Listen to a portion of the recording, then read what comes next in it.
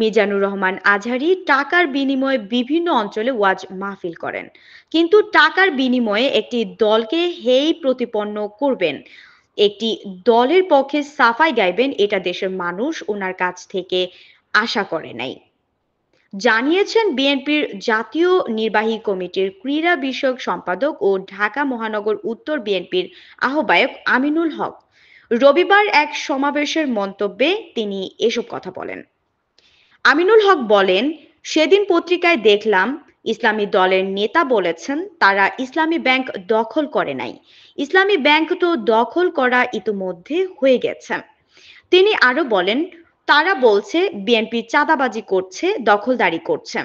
আগে এসবের প্রমাণ দেখান।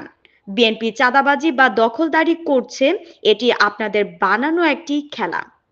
জাতীয় দলের সাবেক এই ফুটবলার বলেন, আমি দৃঢ়ভাবে বলতে চাই বিএনপির ভারপ্রাপ্ত চেয়ারম্যান তারেক রহমানের নেতৃত্বে বিএনপির কোনো নেতা চাঁদাবাজি, দখলদারি বা লুটতরাজের সুযোগ পাবে না।